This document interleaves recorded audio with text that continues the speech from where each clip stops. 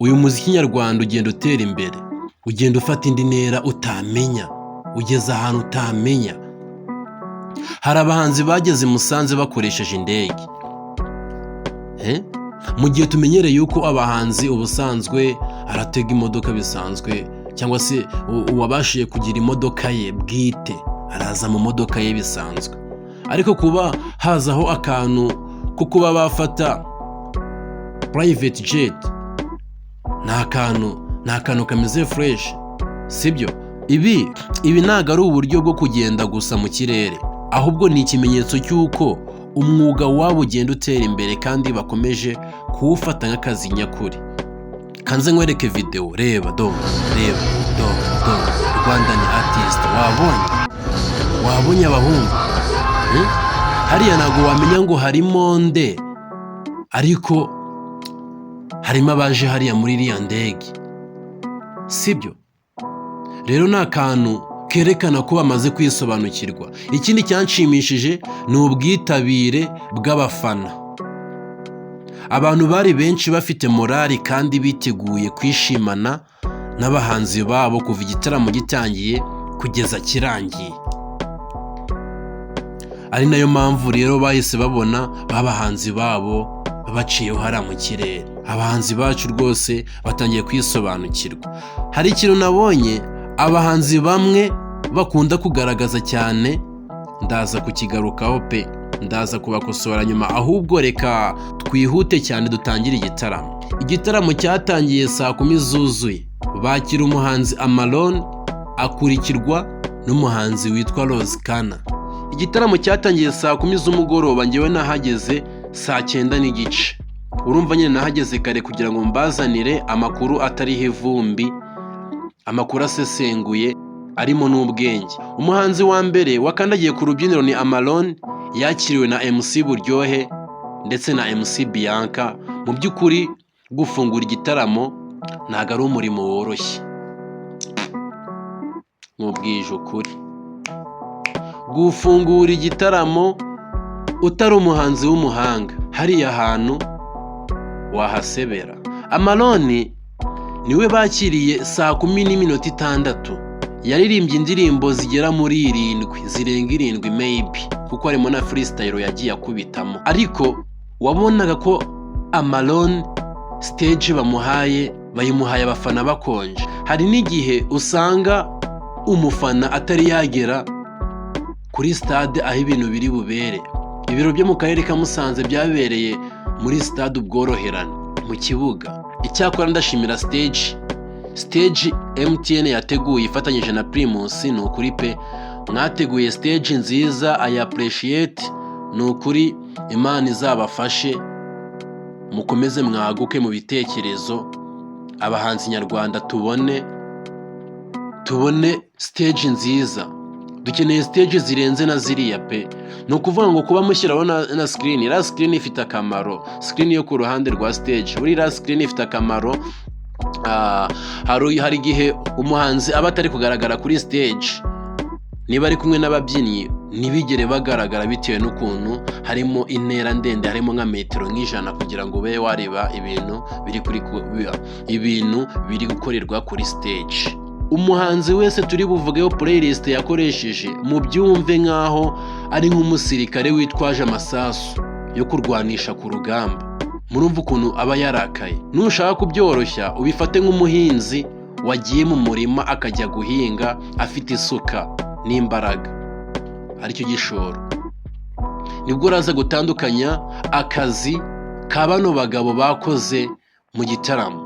Turavuga kuri Chris Easy, tuvuge kuri Davis D, Bushari, Riderman nk'umuraperi mukuru wari uri hariya.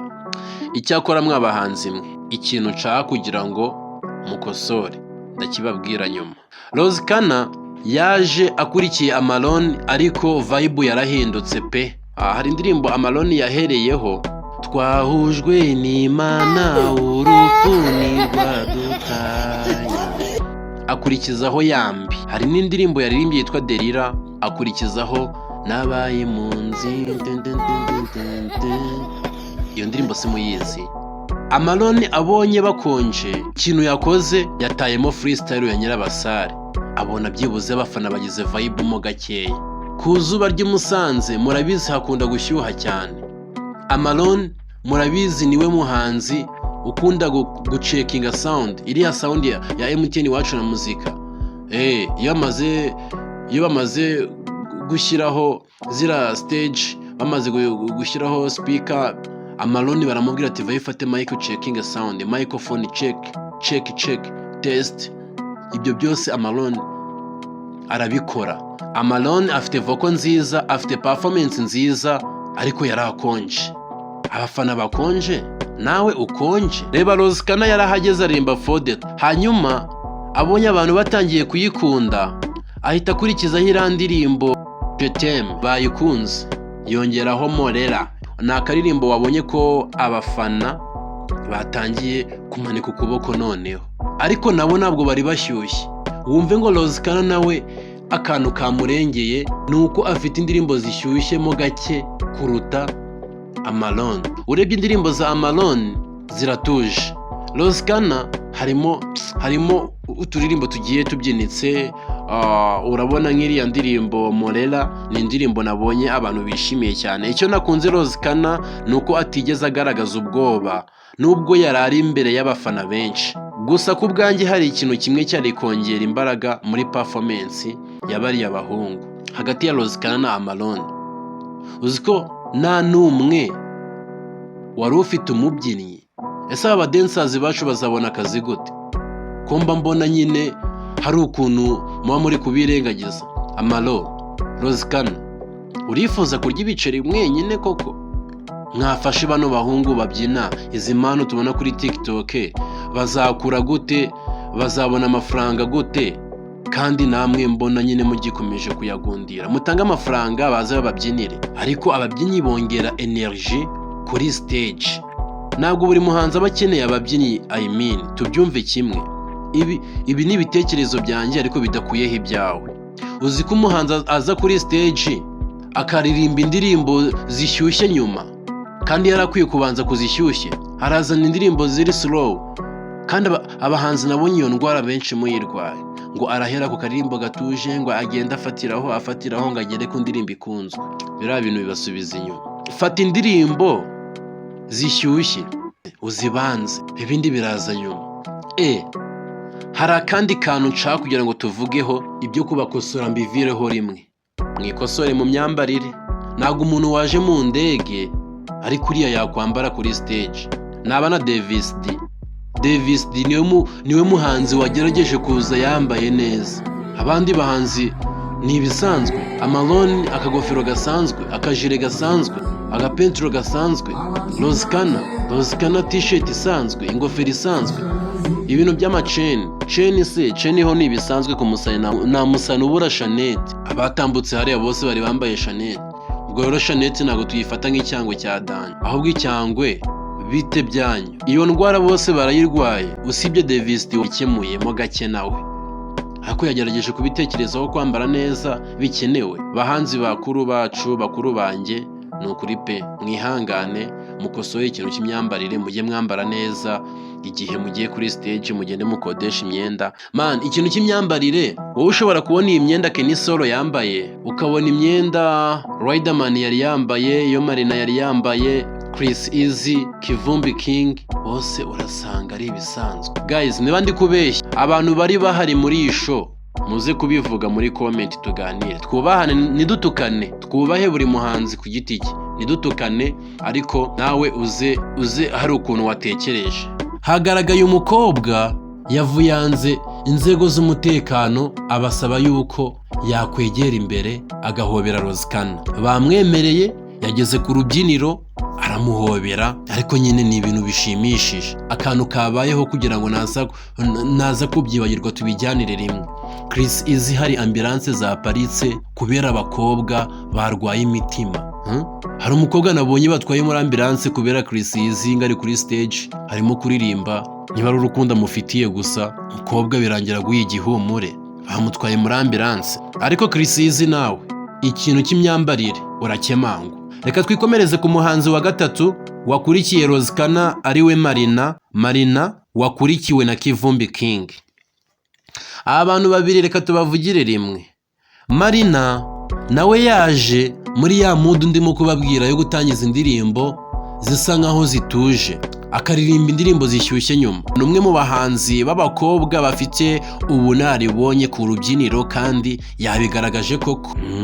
Ubunararibonye bwa Marina yabugaragaje, yaririmbye paje hindura paje. Indirimbo paje niyo Marina yaje guheraho, hanyuma yavuyeho ahita aririmba ya ndirimbo maybe ayifatanyije na Queen Cha, sindi kirara oya sindi cyoya. Iyo ndirimbo murayizi. Akurikizaho Twivuyange. Twivuyange byibuze niho hantu hagaragaye ko Marina agizemo akabaraga mu gihe ibintu yari kubona bitoroshye. Ariko Marina ikintu cyamutabaye nuko yahamagaye DJ Phil Peter ku rubyiniro, hanyuma ibintu bigahinduka. Nyuma yuko Marina avuye kuri Twivuyange yaririmbye Too Much, agiye kuririmba Bimpame, nibwo yahise agera gute, nibwo yahise ahamagara DJ Phil Peter. Reka nze nkumvishe record nafashe aho Marina ari we wahamagaye DJ Phil Peter ku rubyiniro. Banza wumve.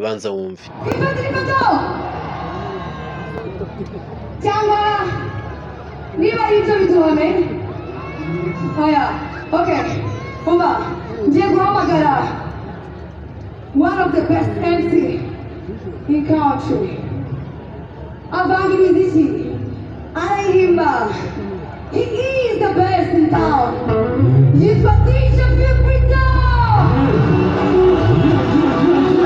Yes, kuri performance ya Marina yatangiye ifite ituze, ariko yaje guhinduka nyuma, ihindura isura mo igihe DJ Phil Peter yageze ku rubyiniro. Bombi baririmbanye Bimpame naka karirimbo ngo reka nifatire ifoto. Amafoto bayafashe, maze abafana barushijeho kwishima. Rero hariya hantu nicyo kintu nakunze ko DJ Phil Peter hari imbaraga yashyizemo kuri performance ya Marina.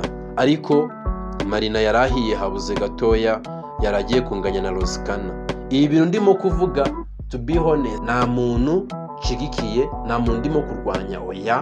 Icyo ndimo kugira ngo mwumve ni analysis idakuyeho iyanyu. Icyo ushaka kuvuga ukivuge muri comment, twubahanye udatukanye, nibwo bunyamwuga bwiza. Hari amagambo Marina yavuze ngewe natigeze nkunda na gato. Hari akantu ntigeze nkunda Marina yakoze. Marina umva nkubwire, niduhura nzakurabura, ariko banza wumve ikosa wakoze. Kariya kantu ntuzongere kuvuga iriya jambo uri kuri stage. Ngese murabizi ko ngiye kuva kuri stage? Take twist. Ntabwo byari ngombwa kubwira abafana ngo ese murabizi ko ngiye kuva kuri stage. Marina ufite voko nziza, turakubaha, uririmba neza, uri umukobwa mwiza, ariko experience komeza uyikuze. Niwe muhanzi wakurikiye Marina, hakurikiyeho Kivumbi. Uyu ni umwe mu bahanzi usanzwe uzwiho kuririmba live neza. Mbega Kivumbi yatangije indirimbo yise ngo habuze gato ndyame, habuze gato ndyame uruhande. Iyo ndirimbo murayizi, yayiririmbye niyo yahereyeho, akurikizaho Kiri Gute My People. Iyo ndirimbo afatanyije na Jono Kizigenza. Byibuze wabonye ko abafana batangiye kwishima. Yarampaye, uyu mwana afite energy, umwana wo mu mujyi. Ahangaha ari kumwe na Kliku Akili, umurundi wacu. Kliku Akili, abarundi aho muri bose ndabasuhuje, big up, ndabasuhuje n'ukuri mbikuye ku mutima. Abanyarwanda turabakunda, tubafite ku mutima. Umuhanzi wanyu Kliku rero, kubera ko yakoranye na Kivumbi King, byabaye ngombwa ko aririmba indirimbo Wait ya Kivumbi. Yakunzwe cyane, yayiririmbye, ibintu bikomeza kugenda neza. Nuza gutahura sanga byose byarangiye, hariya ni karirimba. Nuza gutindura sanga byose byarangiye. Kivumbi King ufite voko nziza. Hari indirimbo yaririmbye abantu bakunze, ahizuba riva, murafata. Hari indirimbo yasorejeho, sinjye wanze gukundwa n'ibibyana by'amataye. Byarimo fire, ariko Kivumbi King ntiyakoresheje gusimbagurika cyane kuri stage, ahubwo yakoresheje ijwi rye n'uburyo avugishamo abafana. Ni style ikora cyane ku ndirimbo ze. ku myambarire yari yambaye t-shirt isanzwe. Nababwiye ngo ikintu cy'icyangwe mu kigarukeho mwa bantu mwe. Ni ukuri pe, imyambarire ya Kivumbi ntago itangaje, si agapira k'umweru. Shanete nababwiye ngo Shanete ni ibisanzwe, ni icyangwe gisanzwe. Rinete bose barwaye indwara yo kwambara rinete. Ku bwanjye Kivumbi King yakoze performance ihamye kandi ifite karite pe. Twihuse cyane, umuhanzi bahamagaye wahinduye vibe habyari bigeze mu masaha ya 12:30. Ni ukuvuga ngo Kivumbi yavuye kuri stage 12:00. Yes. Nyuma ya Kivumbi King hakurikiyeho uyu muhanzi Bushido Bushari Kinyatrap. Niba hari umuhanzi wazamuye energy y'igitaramo ku rwego rwo hejuru ni Bushido Bushari. Uyu muhanzi akigera kuri stage byahise bigaragara ko abafana benshi bari bamutegereje. Yaririmbye kamwe, amapiano ndakora kamwe, niyo vibe yinjiriyeho. Abonye batarimo kubikunda neza, akubitamo I want a kiss metelese yari freestyle. Abona abafana barikarumye. Bushari wagerageje gukomeza gusigasira uko yatangiye bamwakira kugira ngo batava muri mood, nubwo nawe yari kubatamo indirimbo akabona harimo izo batazi kuririmba. Yaririmbye umwirabura, aririmba Kinyatrap, yahamagaye Betray baririmba nicyo gituma.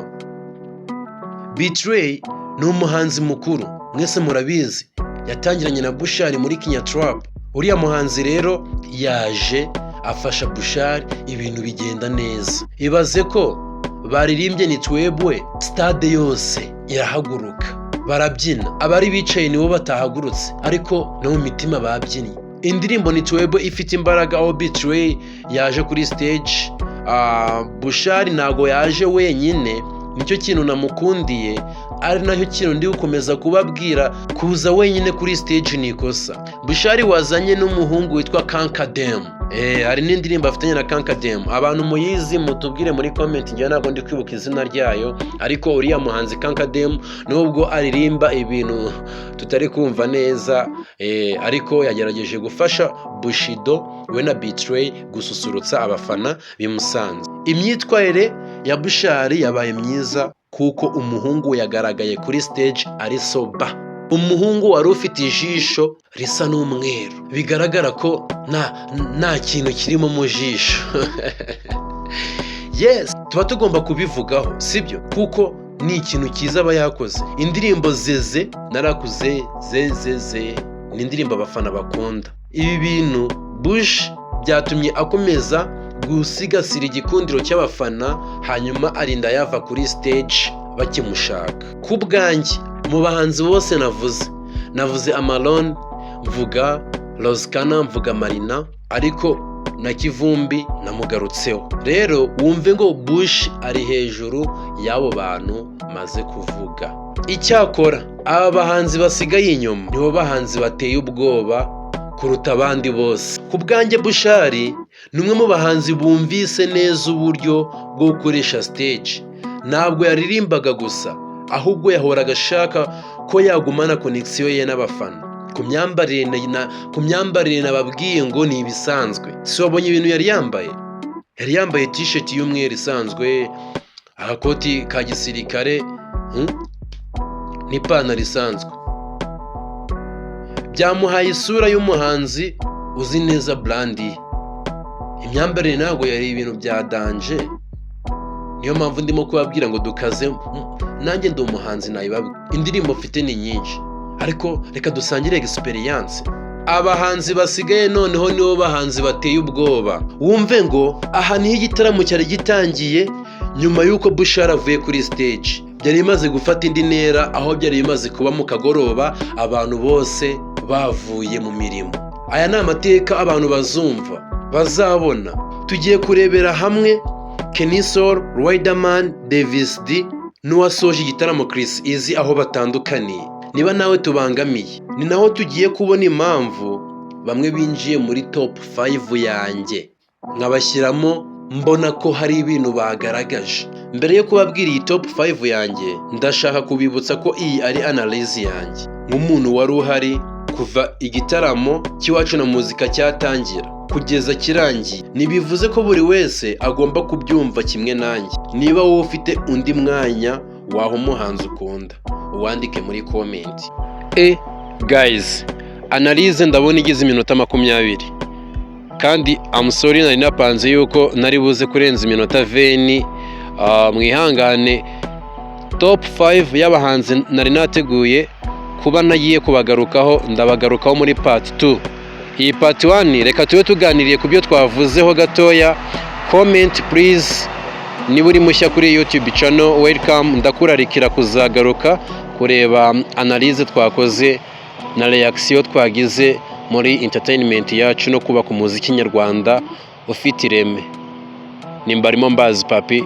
Ciao ciao, tubonane muri part 2 n'abateguriye Iwacu na Muzika kuva aho yatangiriye kugera igeze Igisenyi bakomezanyije na Urban Boys.